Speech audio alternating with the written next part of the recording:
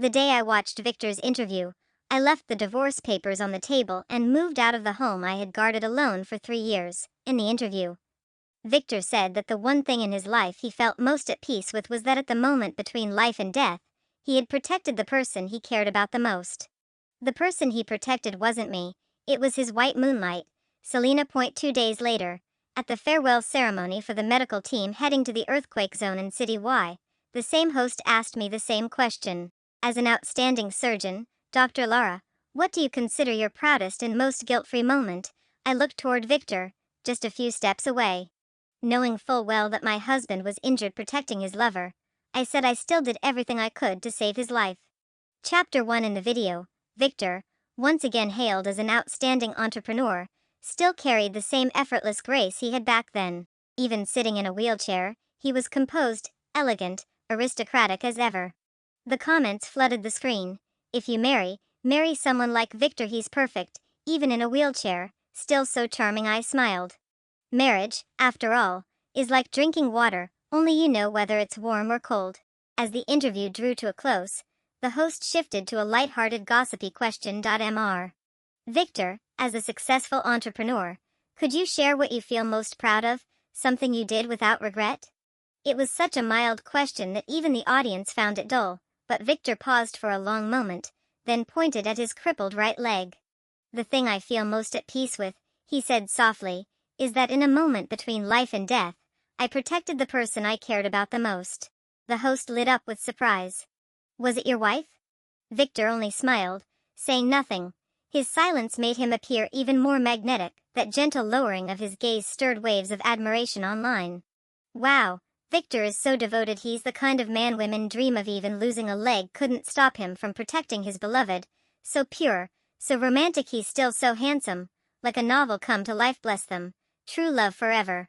People who didn't know the truth genuinely meant their well wishes. Only I knew. The woman Victor had risked his life to protect wasn't me. It was Selena, the same woman who had disappeared years ago and returned to City C 3 years ago, turned off the video and sat alone in the dark for 2 hours. Then I called Victor. As expected, no answer. I tried Daniel, his assistant. As always, he lied through his teeth. Madam, Mr. Victor is in a meeting. May I take a message for him? I glanced at the clock. It was 10:30 p.m. I sighed. No need to make things harder for an employee. It's fine. Just tell Victor that I've left the divorce papers in the study. Should sign them as soon as possible. Chapter 2. By the time I settled into my apartment, it was past midnight. I finished my shower. Victor called 3 times in a row. If it weren't the middle of the night, I might have thought the company had suddenly gone bankrupt. Just as I hesitated to call back, the 4th call came through. Lara, where are you? Why aren't you at home? I raised an eyebrow. Daniel, the ever-vigilant assistant, had actually failed to report. I moved back to the apartment. Didn't Daniel tell you? A brief silence. Then Victor's voice came, 5 words. Lara, my leg hurts. So Daniel hadn't failed, Victor just couldn't face reality. But that leg, the one he injured for Selena, what right did he have to complain to me about its pain? Is that so? I said coolly. And what does that have to do with me? His voice on the other end was hoarse. I couldn't tell whether from pain or anger. Lara, you're my wife. I laughed, openly for once. Victor, last week's hospital exam. The gynecological report shows my hymen is intact. The silence that followed was suffocating. For the first time, I hung up on him myself, and blocked his number. Outside, the rain whispered against the windows, seeping into the room's chill. In weather like this, Victor's damaged leg would be cold, swollen, and heavy, as lifeless as stone. Before, out of professional duty, I used to prepare him herbal medicine for circulation, warming it again and again so he could take a hot bath and ease the pain when he got home. But 9 times out of 10, he would reject it. And always with the same words, don't bother doing unnecessary things. So tonight, his sudden weakness could mean only one thing. He'd been shaken by the divorce. Humans are strange creatures. He was the one who proposed marriage. He was the one who left me alone for 3 years. He was the one who lost a leg for his mistress, and yet, after flaunting his love that transcends life and death, he still had the audacity to turn back and say to me, "You are my wife." Chapter 3. As expected, After the sleepless chaos of the night, I fell once again into a nightmare. The city shook. People ran, screaming. Children cried. Blood covered the operating table. There were too many wounded, too many for us to save, inside the makeshift tent hospital. I couldn't even remember how long it had been since I last rested. Emma, who was helping me change into a new surgical gown, stuffed a piece of chocolate into my mouth, her eyes red from exhaustion. "Can you still hold on?" she asked. 72 hours had passed since the earthquake.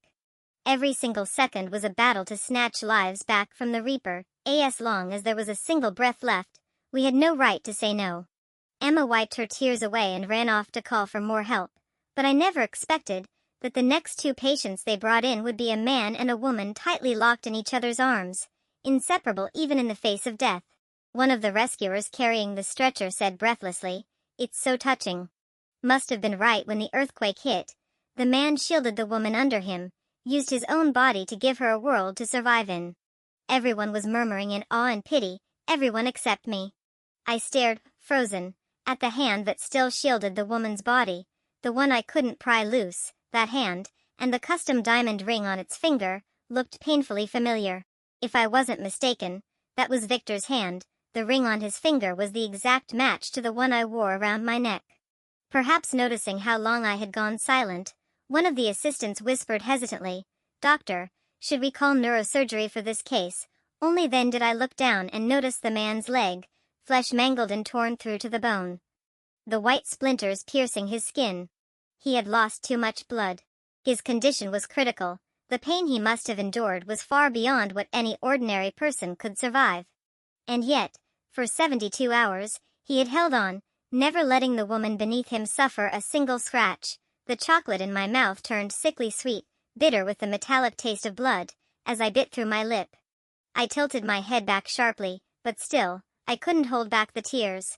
Emma, choking up herself, wiped my face clean, tears and cold sweat alike. "Doctor," she pleaded, "please save him. If he dies, his lover will be devastated." I didn't know whether Selena would be devastated. But as Victor's wife, my heart, in that moment, shattered completely. Chapter 4. When the alarm rang, I woke up feeling as if I had just worked 2 consecutive night shifts. Even iced Americano couldn't rescue me from the exhaustion and numbness carved into my face. So when the hospital director summoned me, I almost suspected I had made a critical mistake at work. I mentally reviewed everything, no errors. Still, with a cold sweat clinging to my back, I went straight to his office. The moment I entered, his gray brows furrowed deeply. "Lara, this mental state of yours won't do. Look at yourself. What patient would trust you like this?" I couldn't refute him, so I admitted fault. Next to his serene, age-defying appearance, I did look like a hollow shadow of a human being. Perhaps seeing my sincerity, the director's tone softened as he got to the point. "Did you watch the news last night? There was an earthquake in Y City. The magnitude isn't as high as the one we faced half a year ago, but the cold climate and poor medical conditions are making rescue work extremely difficult." Another earthquake. I didn't know if it was PTSD, but the hand in my lab coat pocket trembled violently, and my palm filled with cold sweat. "Our hospital is forming a medical team to go there, and you." My nails, neatly trimmed, had already dug into my palms when I interrupted him. "Director, let me go." The old man nodded approvingly. "I was going to assign you anyway. Your skill level and prior rescue experience are exactly what we need. But one thing, Lara, don't overexert yourself again. Don't push to the point of collapse like last time." I wanted to tell him that last time, my collapse wasn't just from exhaustion. At least, not entirely. During Victor's surgery, I had bitten my lips until they bled. They were so torn that I couldn't remove my mask in public for half a month afterward. I endured until the very end of the operation, until the sterile cloth was lifted, and I was forced to look straight at Victor's face, still as handsome as ever. That was the moment I broke. It wasn't the earthquake that crushed me. It was his betrayal that dealt the fatal blow. Chapter 5. Leaving the director's office, I stood in the corridor under the sun for a while, but before I could feel any warmth, Daniel called. "Madam, Mr. Victor asked me to check where his silver tie with the dark pattern is. He needs it for tonight." I let out a short laugh. "Daniel, tell your Mr. Victor to speak for himself instead of sending you to disgust me." There was a pause, Then Daniel spoke again, cautious as always. Mr. Victor said he hopes you'll calm down and not act on impulse. I almost laughed from sheer anger. How good must my temper be for Victor to think he can trample all over me like this? Then tell him, if he doesn't want to sign, fine.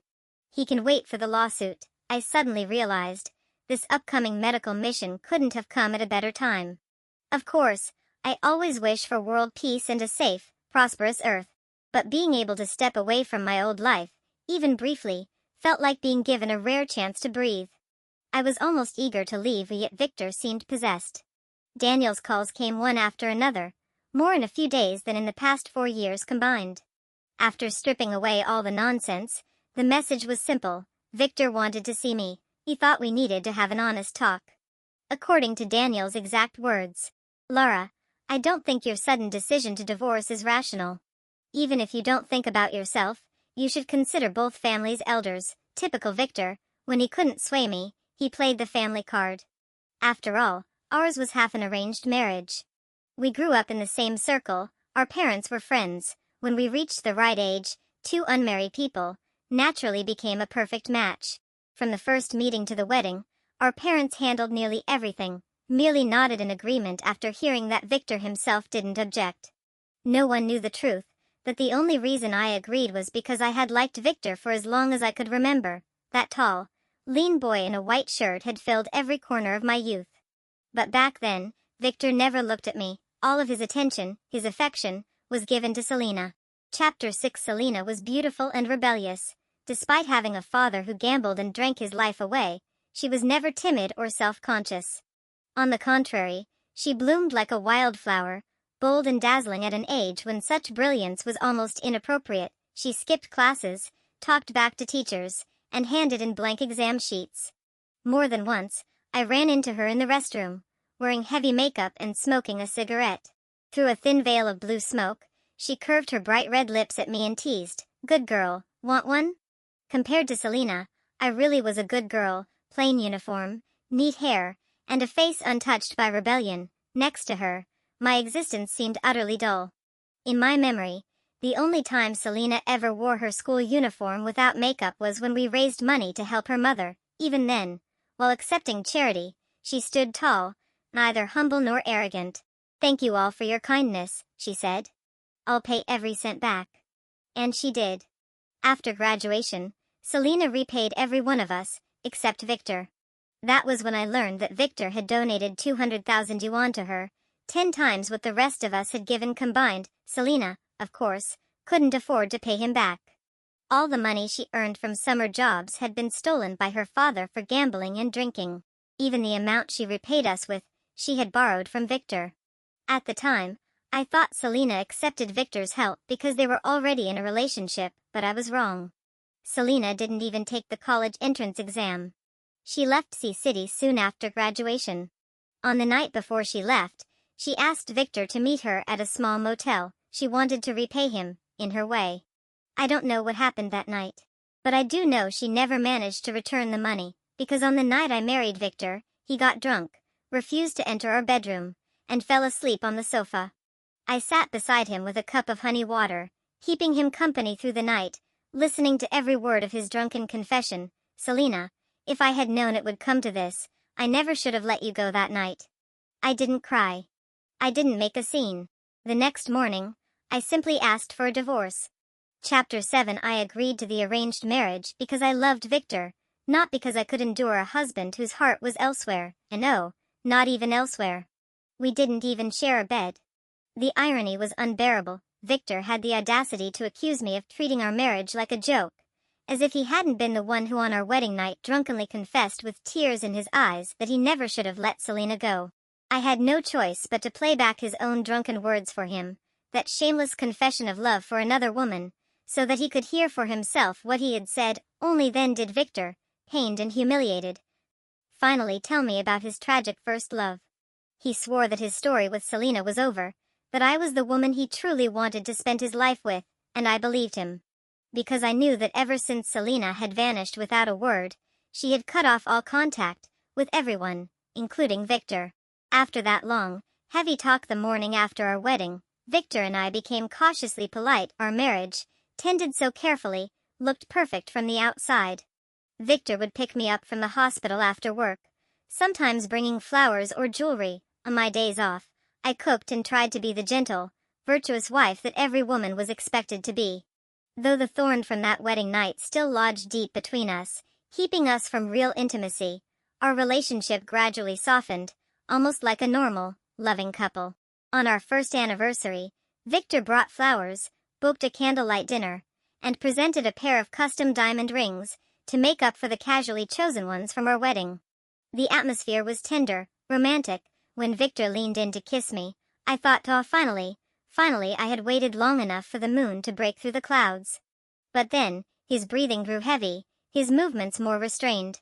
When he suddenly stopped, frozen in an awkward position, his eyes were bloodshot, his forehead beaded with sweat. Naively, I thought he was simply nervous, unsure of how to continue. So I swallowed my embarrassment and reached out to unbutton his shirt. But Victor grabbed my wrist, hard. So hard that I cried out in pain, yet he didn't let go. He just looked at me, or perhaps through me, at someone else entirely. Chapter 8. I don't know how long that silence lasted. Eventually, Victor released me, sat up, and ran a hand over his face. Tears wet the corners of my eyes. I asked him, my voice trembling, why. Victor turned his back to me. After a long pause, he said quietly, Laura, you're too good. I can't bring myself to touch you. More tears spilled out. I refused to accept it. Victor, why? But Victor said nothing. He just stood up and walked away. The door slammed shut behind him. I sat there, humiliated beyond words. My body, once warm and pliant, turned cold, curling into itself, stiff and small. From that night on, everything between us began to unravel. He stopped coming home. I started clinging harder. And then I found out. The reason Victor had stopped halfway, the reason his body had responded but his mind had shut down, was because Selena had come back to Sea City. If it hadn't been for that year we'd spent together, I might have let him go. But once you've glimpsed happiness, how do you let it slip away? I cried. I begged. I refused to let the marriage I had worked so hard for die so easily. But it was only ever my one-sided struggle. Victor stopped answering my calls. Daniel became the messenger between us, handling every duty a husband should have. Even when I had my appendectomy, it was Daniel who signed the consent form. Still, I couldn't give up. I clung to Victor's promises. Over and over, I demanded, Victor, how can you go back on your word? Until the earthquake. Until the moment I saw Selena lying safely beneath his body, his arms shielding her from death. Only then did I realize how pathetic my 3 years of persistence had been. So I let go. Out of consideration for Victor's injury, I didn't file for divorce immediately. But I never imagined he would later go on national television, and with that very same deep love for Selena, destroy the last shred of dignity I had left in this marriage. That night, I sat alone in the dark for 2 hours, picking up the pieces of my broken self again and again, rebuilding, reshaping. Like a phoenix reborn in fire. Victor, how dare you? Chapter 9. Before heading to the earthquake zone, I went home once. As usual, my parents were somewhere overseas, living their carefree, glamorous lives. In the vast, empty villa, the only person there was my eldest brother, Santiago, fresh off a business negotiation. Ever since he had taken over the company, his presence had become even more commanding than before. Nothing ever escaped his sharp eyes, not even the slightest flicker of my emotions. So, he said, narrowing his eyes, you've been hurt. Because of Victor? Santiago was 4 years older than me. More than a brother, he was the real parent I'd had growing up, stricter than our romantic, free-spirited father and mother, yet fiercely protective. Under his influence, I grew up to be the perfect good girl in everyone's eyes, obedient, polite. A model student who never broke the rules. By the age of 26, the wildest thing I had ever done was stepping outside our social circle to become a surgeon. When I first submitted that career choice, Santiago even took a special trip back from the army to talk to me. It was during that talk that he first realized my secret. I liked Victor. I had chosen medicine because of him. He loved basketball, and he was always getting hurt. I used to imagine that one day, when he got injured again, I'd be the one to heal him, to bring him back to life with my own hands. I still remember the look on Santiago's face when he found out the real reason I wanted to study medicine. It was a mixture of disbelief, disappointment, and frustration. Laura, is it because Dad, Mom, and I didn't give you enough love or confidence? Or because there's no one else in our circle you deem worthy? Why would you choose to love someone in such a humiliating way? That was the only time I had ever seen Santiago truly lose his temper with me. Either go after what you want, or let it go completely, but don't indulge in this pathetic self-sacrifice. Laura, I can't stand that kind of sentimentality. So I chose to let go. But I still became a surgeon. I still walked the path I had chosen. What I never imagined was that 10 years later, I would really end up saving Victor's life, right when he betrayed me and our marriage, shielding another woman beneath his body. Chapter 10. Santiago noticed me drifting off in thought and frowned, knocking on the table. Speak. Whatever happens, your brother's got your back. Brother, I said quietly, I'm getting a divorce. His frown deepened. You've thought it through?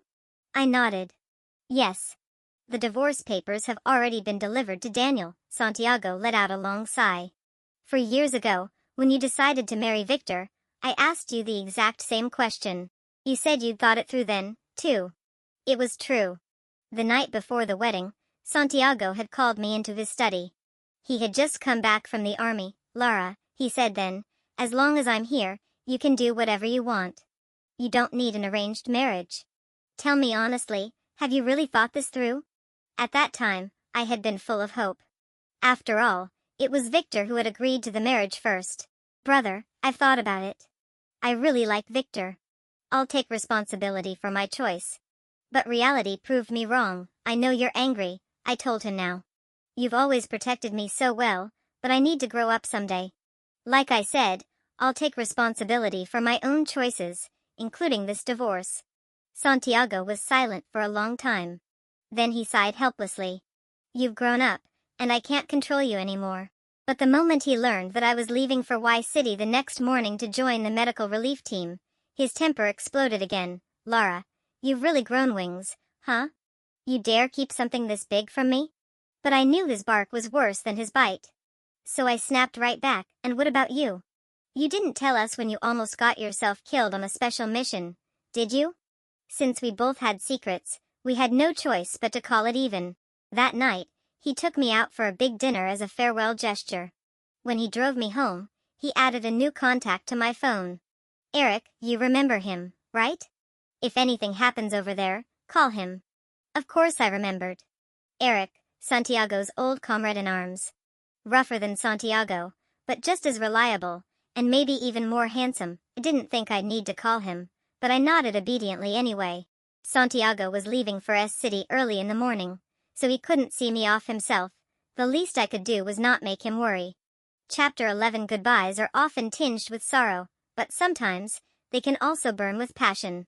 The red carnation pinned to my chest seemed to bring tears to many people's eyes, including Victor's.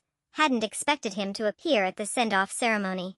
By all logic, he shouldn't even have known that I was joining the medical relief team at the quake zone. Yet there he was, his wheelchair parked not far from the crowd, expression grave, eyes dark and unreadable. I, however, almost wanted to laugh. Why pretend affection between two people who should have long since become strangers? If I had any talent for writing clickbait, I might have sent this to a gossip blog myself. Shocking, after 3 years of neglect, my husband suddenly regrets everything the moment I'm leaving for the disaster zone. Is it love rekindled? Or another manipulation? As if hearing my thoughts, a microphone suddenly appeared in front of me. Doctor, as an outstanding surgeon, what do you consider the thing you're most proud of? The same question. The same host, and suddenly, I almost laughed again. So this is what they mean when they say karma always comes full circle. I knew exactly what kind of polished, inspiring answer the host was expecting, but instead, I turned my gaze toward Victor, who sat only a few steps away. What I'm most proud of, I said, is that during the earthquake 6 months ago, even knowing my husband was injured while protecting his lover, I still did everything in my power to save his life. When I finished, I didn't care about the stunned host or the audible gasp rippling through the crowd. I simply turned around and boarded the bus to the airport. Out of the corner of my eye, I saw Victor pushing himself up from the wheelchair, his face twisted, eyes wide with fury. If Daniel hadn't held him down, I might have witnessed a literal medical miracle. Emma crept closer, tugging gently at my sleeve. Lara, are you okay? Okay? How could I not be okay? For the first time, not just in these past few months, but since the night Victor slammed that door 3 years ago, I could finally breathe freely. I smiled at Emma. Perfect, I said. Better than ever. Chapter 12. The moment the plane landed, my phone wouldn't stop vibrating in my pocket. Santiago, Daniel, the hospital director, people I knew and people I didn't, none of them gave me a moment's peace. So I simply ignored them all, snapped a quick photo, and posted it to my social feed. I've arrived. Life goes on. Dramatic, maybe even childish. But it somehow got hundreds of likes. Among the endless stream of "stay safe" and "we're proud of you," Santiago's comment stood out like a sore thumb. I see Eric. He's the tallest one in your photo. Startled, I looked around, and sure enough, there was Eric, that sharp, striking face impossible to miss. I hadn't expected him to be here, and suddenly my heart skipped a beat, leaving me both flustered and unsure of myself. It wasn't until I noticed the SWAT uniform he was wearing that I realized he wasn't here for me at all. He was here to escort the medical team into the quake zone. My fluttering heart? Completely self-inflicted. The road to the disaster area was rough, and 3 off-road vehicles had been sent to pick us up. Emma and I squeezed into the back seat of one, and she spent the entire ride shouting in my ear, "He's so handsome. Oh my God, Lara, he's so handsome." She wasn't wrong. Eric had that kind of rugged, dangerous good looks, the kind that made girls blush without even realizing it. And Emma's blush didn't fade for the entire trip. If I hadn't checked her pulse and breathing myself, I might have suspected altitude sickness. "If you like him, go for it," I said. "I've got his number." Her eyes went wide as saucers. "Wait, what? How do you have Mr. Handsome's number? Don't tell me you too." I pushed her overactive imagination away, trying to save my innocent reputation. "Relax. He's my brother's old comrade in arms." "Oh, well, in that case, never mind." Emma was 4 years younger than me, and already at the age for serious relationships. Honestly, since Santiago approved of Eric, I thought she might give it a try, but no, Emma had her own brand of logic. "Why not?" I asked. She pouted. "Because Santiago never looks at me, only over me." "And that captain of his? Same breed.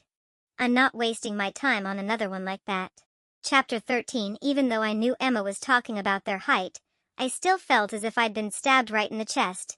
If only I'd been as clear-headed as Emma back then, I wouldn't have ended up like this.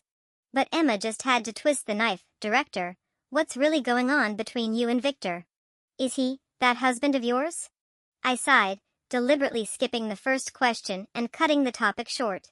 "He is. But soon, he won't be anymore." That did the trick. Emma obediently shut her mouth, though, of course, she couldn't resist sneaking glances at Eric's profile in the front seat. Suddenly, Eric turned around. Emma panicked and practically buried her face in my shoulder, pretending to be dead. Left with no choice, I stepped in for both of us and gave Eric a polite nod. "Captain, thank you for taking the trouble to come get us." Maybe it was my imagination, but his eyes seemed to soften a little, even carrying a hint of a smile. "It's my honor. Thank you all for arriving so quickly." He paused, then added, "If there's anything you need, just say it. I'll do everything I can." Everyone murmured their thanks, but no one made any requests. The situation in the quake zone was far worse than we had imagined. The local houses, made mostly of mud and wood, offered no resistance to the tremors. And the drastic temperature swings of the highlands posed another deadly threat to the injured still trapped beneath the rubble. Worse yet, a cold front was closing in.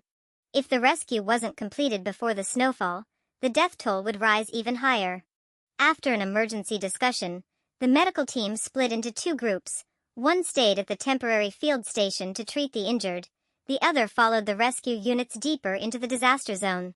My request to enter the core area was unanimously denied. So I stayed behind, doing my duty at the temporary post.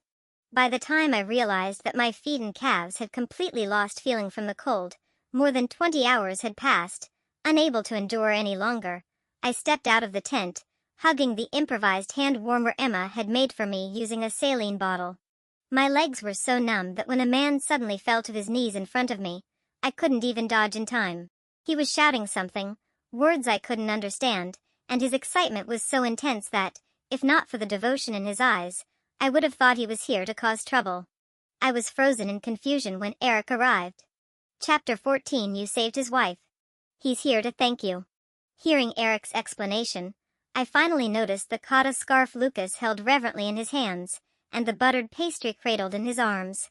To be honest, I've never liked the smell of yak butter, but I didn't know how to refuse such pure, heartfelt gratitude. Thankfully, Eric stepped in. He gently persuaded Lucas to take back the heavy pastry, and on my behalf, accepted the kata. I didn't know what the white silk scarf symbolized in their faith, but I still felt undeserving of it. I don't even remember which one was his wife. Because you've saved too many people. I looked up sharply, and met Eric's deep, steady gaze. They'll all remember you, he said quietly. They'll remember the doctor who saved them. But, a lump rose in my throat, and suddenly I wanted to cry, not from sadness, but from that helpless ache that comes when you know you can't save them all. But there are still so many we couldn't save. That's not your fault, Eric replied firmly, his tone calm and grounded. What you need to do now is rest, and then go save the next one. Hugged the saline bottle warmer tight against my chest, fighting back tears. I will. Then Eric raised his gloved hand and brushed away the droplets clinging to my lashes. Don't cry. It's too cold. You'll crack your skin. The scent of leather and faint tobacco drifted past my nose, dominant yet unexpectedly gentle. Then, Lara. A hoarse, trembling voice called from behind me. I turned, and there he was, the Victor, sitting in his wheelchair, Daniel standing just behind him. Had no idea how long they'd been there. Lara, Victor said again, his voice raw, like it had been scraped by sandpaper, murmured a quick sorry to Eric and walked toward him. Did you sign the divorce papers? Up close, I could see the bloodshot eyes, the exhaustion etched into every line of his face. He looked worse than I did after an all-nighter. I told you, he rasped. We need to talk. There's nothing left to talk about, I replied coldly. If you won't sign, wait for the lawsuit. I turned to leave, but Daniel stepped in front of me. Madam, Victor came all night to find you. So what? I cut him off sharply. Do you expect me to kneel and thank him for the favor? Chapter 15. Victor hadn't come alone. He'd brought with him a batch of emergency supplies, blankets and heavy tents, just in time to save everyone from the biting cold. Emma told me everyone was grateful to him. One kind old lady even prayed over her rosary, chanting blessings for Victor's injured leg. My hand paused mid-scrub. I suddenly remembered what Victor had said earlier. Lara, I came here to atone. I didn't want to know what that meant. Whatever he was here for, it had nothing to do with me anymore. As the initial phase of rescue came to an end, the number of trauma patients arriving at the field clinic dwindled. But the blizzard and the cold wave caused chronic illnesses to relapse among the elderly and weak. Many children also caught colds, coughing non-stop in the freezing air. Had to shift from surgery to internal medicine, hugging my phone, consulting colleagues thousands of miles away for advice. But just when I thought things might finally calm down, they didn't, because Selena arrived. Still as reckless and arrogant as ever, she barged straight into my consultation tent. Lara, I need to talk to you. Get out, I said coldly, who was listening to the lungs of an infant in swaddling clothes, and there were more than a dozen patients still waiting outside. There are no words for the kind of fury that burned in me. Selena tried to argue, but Emma shoved her out, half pushing, half dragging. Still, Selena wouldn't stop. She stood outside the tent, yelling my name over and over again. For the first time, I pulled out my phone and called Eric for help. Captain, someone's causing a disturbance in my tent. Can you handle it, please? Eric arrived quickly, and with him, a grim-faced Victor. I'm sorry, Victor said softly. I'll make her leave. Leave? Selena snapped. Did I hear you right, Victor? Who are you to tell me to leave? You're the one who said you'd take responsibility for me. Now you're going back on your word. Victor's face was ashen. When he looked at me, there was no light left in his eyes, only emptiness. I guess. I don't even have the chance to regret anymore, do I, Lara? I didn't answer. He gave a broken, hollow laugh. I understand. The only reason I insisted on coming here was to feel for myself what you must have felt back then. His throat constricted. The muscles in his neck tensed, and after a long silence, he finally forced out the words, "I'm sorry, Laura. I'll sign the papers." Chapter 16. 2 weeks later, the medical team finally left Y City. Eric came to see us off again. When we shook hands goodbye, I suddenly felt something in my palm. A turquoise earring. Perhaps noticing my surprise and hesitation, Eric smiled and explained, "Turquoise symbolizes luck and safety. It's also a token of gratitude and blessing from all of us. To you. So please, don't refuse it, okay?" Eric might have the rugged kind of handsomeness, but his eyes, they were strikingly deep and clear. With those eyes fixed on me, I couldn't bring myself to say no. Still, that turquoise earring felt heavy in my hand, as if its owner had placed some unspoken meaning upon it. That suspicion was confirmed when I met Santiago later. "Don't believe his nonsense," Santiago said. "That earring is his own. I saw him wearing it the last time he came to our house." Suddenly, the turquoise in my hand felt scorching hot. Then what should I do? Return it? Does this even count as jewelry? Can I mail it back? "Why are you panicking?" Santiago said, his tone shifting in an instant. "Why not think about it?